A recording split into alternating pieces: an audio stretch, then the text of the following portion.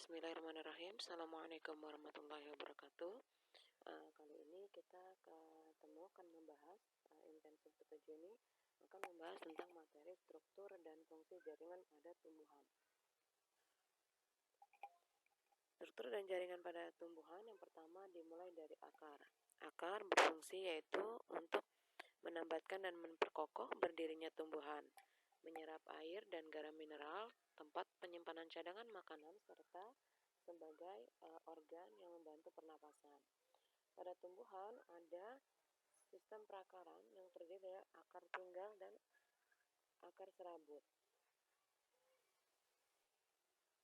Nah, akar tunggang itu adalah akar yang terdapat akar utama, di sekitar akarnya terdapat percabangan. Nah, terdapat pada tumbuhan dikotil misalnya mangga, wortel, dan rambutan. Sedangkan akar serabut itu tidak memiliki akar utama. Akar tumbuh dari pangkal batang dan bercabang membentuk struktur serabut. Terdapat pada tumbuhan monokotil misalkan seperti padi, jagung, dan rumput.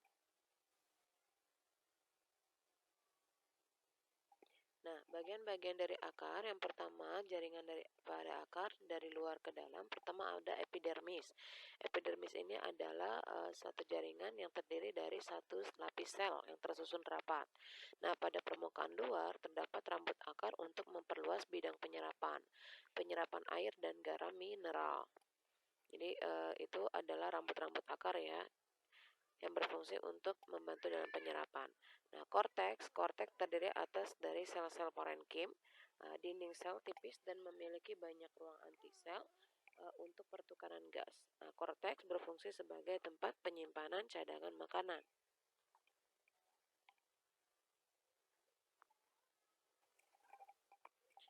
Kemudian jaringan selanjutnya adalah endodermis, yaitu ini adalah bagian akar yang terdiri dari selapis sel yang membatasi korteks dan silinder pusat. Dinding selnya mengalami penambalan lignin dan suberin, membentuk struktur pita yang disebut pita Kaspari. Nah, dinding sel endodermis tidak dapat ditembus air dan zat hara lainnya. Selanjutnya adalah silinder pusat atau dikenal dengan stele. Silinder pusat atau stele ini terletak di sebelah dalam endodermis. Terdapat berkas pengangkut dan jaringan-jaringan lain. Di lapisan terluar terdapat perisikal atau perikambium yang membentuk cabang akar. Nah, di dalam silinder pusat ini adalah tempat adanya jaringan pengangkut ya, yang terdiri dari floem dan xilem. Floem terletak di sebelah luar xilem. Nah, floem sendiri berfungsi untuk mengangkut hasil fotosintesis, sedangkan xilem berfungsi untuk mengangkut air dan garam mineral. Pada akar monokotil, xilem dan floem berselang-seling. Pada akar dikotil, xilem membentuk bintang dan berada di pusat akar. Pada akar monokotil terdapat empelur, pada dikotil tidak terdapat empelur. Nah, ini adalah gambar dari akar dikotil ya. Tadi dikatakan bahwa dalam akar dikotil, xilemnya akan membentuk seperti bintang.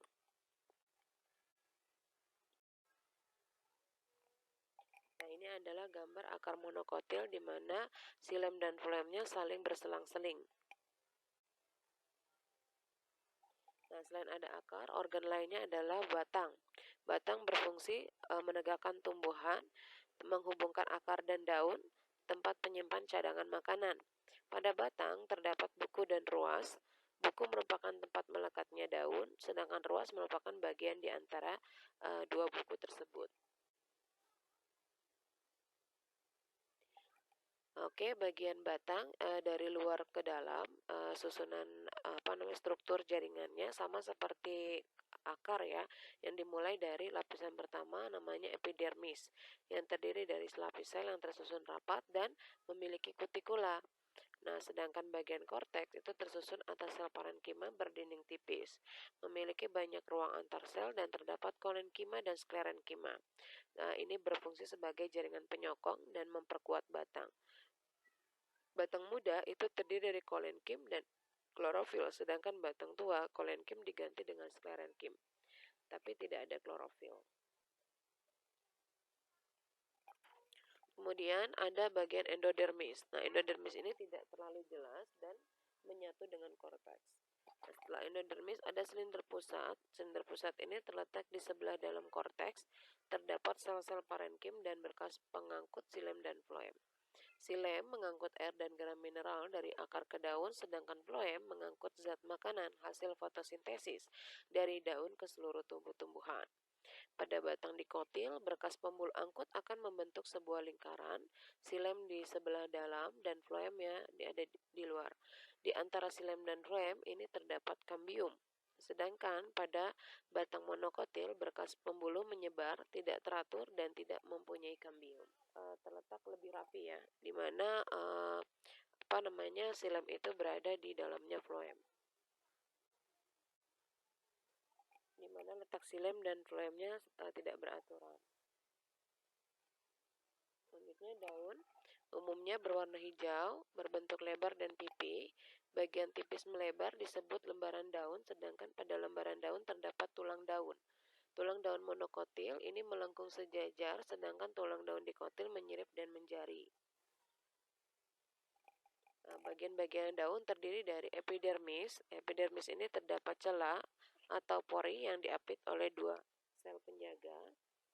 Celah pori tersebut disebutnya adalah stomata yang berfungsi sebagai tempat pertukaran gas, atau stomata ini dikenal sebagai alat pernapasan pada tumbuhan yang terletak pada daun.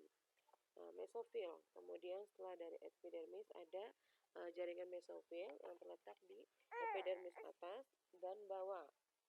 Pada dikotil mesofil berdiferensiasi menjadi jaringan tiang, yaitu menjadi jaringan palisade dan juga bunga karang atau spons. Pada monokotil, mesofil tidak berdiferensiasi dan bentuknya seragam, sehingga tidak dapat dibedakan antara jaringan palisade dengan jaringan bunga karang atau spons. Nah, lalu kemudian di daun juga terdapat berkas pengangkut, ya. Terdapat di antara jaringan bunga karang membentuk tulang daun. Dikotil satu tulang daun bercabang, sedangkan monokotil tulang daun sejajar dengan sumbu daun. Fungsi tulang daun yaitu untuk mengangkut air dan garam mineral dari tanah dan mengedarkan hasil fotosintesis dari daun ke seluruh tubuh tumbuhan. Nah, jadi di sini untuk daun jika kita lihat dari struktur luarnya ya, itu terdapat tulang daun dan di tulang daun tersebut terdapat jaringan pengangkut, ya, yaitu adalah xilem dan floem. Nah, ini adalah gambar dari daun dikotil. Nah, di sana terlihat berkas pembuluhnya. Ya, jaringannya dimulai dari epidermis atas, palisade, jaringan spons, dan epidermis bawah. Jaringan palisade dan spons ini adalah jaringan yang berfungsi sebagai tempat terjadinya fotosintesis. Karena jaringan palisade dan spons di sana terdapat atau mengandung yang namanya klorofil, zat warna hijau daun yang berperan dalam proses fotosintesis. Tapi jumlah lebih banyak itu terdapat di jaringan palisade. Kemudian ada daun monokotil, berkas pembuluh.